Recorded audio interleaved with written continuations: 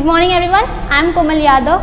आज हम लोग पढ़ेंगे class 6 chapter 5 sorting material into groups. हमारा जो आज का टॉपिक है वो है प्रॉपर्टीज़ ऑफ मटेरियल्स। हम लोग डिस्कस कर रहे हैं कि किस तरीके से हम लोग ऑब्जेक्ट को क्लासिफाई करते हैं अलग अलग ग्रुप्स में। ओके, तो हमारा जो बेस होता है उसी के बारे में हम डिस्कस करने वाले हैं। इसका मतलब ये है कि प्रॉपर्टीज़ ऑफ मटेरियल, यानी कि कोई भी मटेरियल जो भी ऑब्जेक्ट में हम यूज़ कर रहे हैं उसकी क्या प्रॉपर्टीज़ है और किस तरीके से ये हमारे लिए हेल्पफुल हो सकता है कैटेगराइज करने के लिए।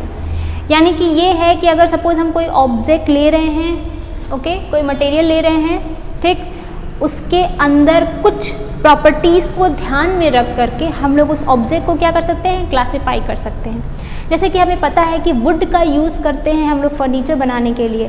क्या हम वुड का यूज़ करके क्या ज्वेलरी बना सकते हैं? ऐसा क्या रीज़न है कि हम वुड का ज्वेलरी नहीं बना सकते? और क्या क्वालिटीज़ हम एडमायर करते हैं हमारे पर्टिकुलर ऑब्जेक्ट के लिए, हमारे पर्टिकुलर जिस चीज़ के लिए हम यूज़ कर रहे हैं, जैसे कि हम बता रहे हैं, उसी के बारे में हम लोग यहाँ डिस्कस करेंगे। तो हमारा पहला जो टॉपिक उठकर है प्रॉपर्टीज़ ऑफ मटेरियल है, एक बेस हो सकता है जिसके अकॉर्डिंगली हम लोग अलग अलग ऑब्जेक्ट को अलग अलग ग्रुप में क्लासिफाई करते हैं। तो हमारा पहला जो है वो है अपीयरेंस।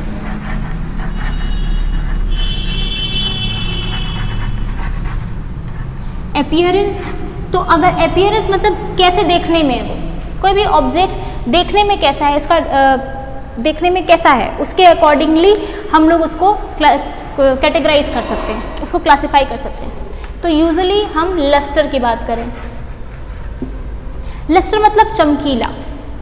यूजुअली अगर हम प्रेफर करते हैं ज्वेलरी की तो वो शाइन करता है। सारे मेटल्स, मैक्सिमम मेटल्स जो होते हैं शाइन करते हैं, लेकिन कुछ जो कह सकते हो कि लस्ट्रस जो कहते हैं वो ज़्यादा, कुछ लोगों, कुछ मेटल्स में ज़्यादा होता है, किसी में कम होती है। ओके, अगर हम जूट की बात करें तो देखने में डल दिखाई देगा, उसमें शाइनी नहीं होता है, इसीलिए हम लोग जूट का यूज़ करते हैं कुछ बैग्स वगैरह बनाने के लिए। लेकिन अगर हम बात करें गोल्ड की, ब्रोंज की, सिल्वर की, उसका यूज़ करते हैं हम लोग ज्वेलरी बनाने। क्यों? क्योंकि क्या होता है, वो लस्ट्रस होता है, यानी कि शाइनी होता है, उसका सरफेस क्या होता है, शाइनी होता है, चमकता है। इसीलिए ये प्रॉपर्टीज़ एक कह सकते हैं एक गुड क्वालिटीज़ हो सकता है, एक गुड प्रॉपर्टी हो जा सकता है, जिसकी वजह से हम लोग उसको ज्वेलरी की तरह यूज़ करते हैं। हमारा जो सेकंड है वो है हार्डनेस।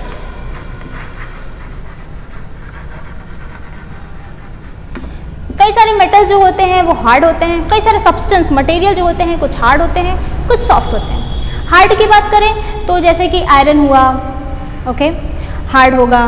फिर उसके अलावा और भी कई सारे हैं, डायमंड हुआ, हार्ड होगा आपको।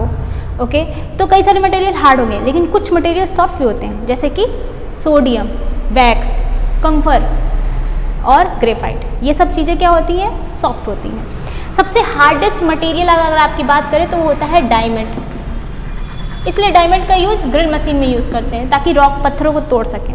ग्रेफाइट भी यूज़ होता है पेंसिल की लिड में, ब्लैक कलर का आपने देखा होगा पेंसिल की लिड, वो क्या होती है, किससे बनी होती है, हाँ, ग्रेफाइट से बनी होती है। ओके, फिर है हमारा last one, not last one, texture. What is the important of texture? Texture क्या होता है, किसी भी ऑब्जेक्ट को टच करके या फिर फील करके जो भी उसका स्मूथनेस या रफनेस जो मिलता है उसी को बोलते हैं टेक्सचर। टेक्सचर यूजुअली उसका सरफेस होता है, सरफेस किस टाइप का सरफेस है उसी को हम लोग बोलेंगे टेक्सचर। ओके, जैसे कि अगर हम लोग पॉलिश्ड कोई वुड लेते हैं तो आप उसको टच करेंगे तो स्मूथ फील होगा। छोड़िए, आप इसी को लीजिए, आप इसको टच करेंगे तो आपको फील होगा कि ये स्मूथ है।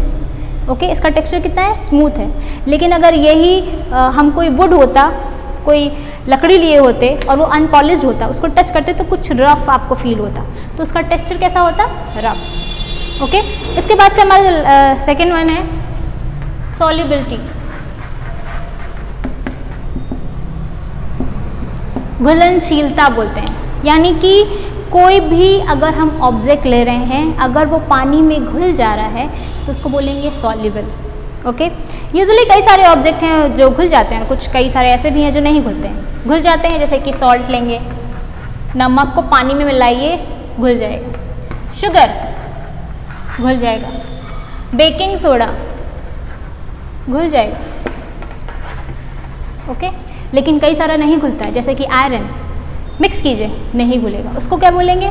अगर ये सॉल्युबल है तो वो क्या होगा, इनसॉल्युबल। अपोजिट ओके, सॉल्युबल मतलब घुल गया, कोई भी मटेरियल अगर घुल जाता है तो उसको क्या बोलेंगे, सॉल्युबल, और अगर नहीं घुलता है तो इनसॉल्युबल। अंडरस्टैंडिंग? ओके, कई सारा इसी टर्म से अगर हम 3 टर्म उठ करके आता है, सॉल्युबल और इनसॉल्युबल से सॉल्यूट, सॉल्वेंट एंड सॉल्यूशन। इसी सॉल्युबिलिटी से 3 टर्म उठ करके आता है, सॉल्यूट, सॉल्वेंट एंड सॉल्यूशन। यानी कि अगर ऑब्जेक्ट है हमारा, सपोज पानी है, पानी में हम चीनी घुला रहे हैं, ओके, तो हम पानी लेंगे, क्वांटिटी ज़्यादा रहेगी तो उसको बोलेंगे, जिसमें घुलाएंगे उसको बोलेंगे सॉल्वेंट, जिसकी क्वांटिटी ज़्यादा रहेगी वो क्या होगा, सॉल्वेंट। जो ऊपर से डालेंगे घुलाने के लिए, जो कम क्वांटिटी में होगा उसको बोलेंगे सॉल्यूट। अंडरस्टैंडिंग? जो कम क्वालिटी में होगा, क्वांटिटी में होगा, करेक्शन, क्वांटिटी में होगा, जो कम क्वांटिटी में होगा उसको बोलेंगे सॉल्यूट, जो ज़्यादा क्वांटिटी में होगा उसको बोलेंगे solvent, and the mixture of solute and solvent consider as a solution. Understanding the term? जो सॉल्यूशन, सॉल्युबिलिटी का मतलब होता है घुलना, ओके, तो हम जो घुलाएंगे, जो डालेंगे उसको बोलेंगे सॉल्यूट, जिसमें घुला रहे हैं उसको बोलेंगे सॉल्वेंट, और घुलने के बाद या नहीं घुलने के बाद जो भी बनेगा वो हमारा होगा सॉल्यूशन। यूजुअली घुलने के बाद जो बनता है वो हम लोग किसे कंसीडर करते हैं, सॉल्यूशन के लिए। अंडरस्टैंडिंग? आई थिंक आज के लिए इतना ही। Thank you, have a nice day.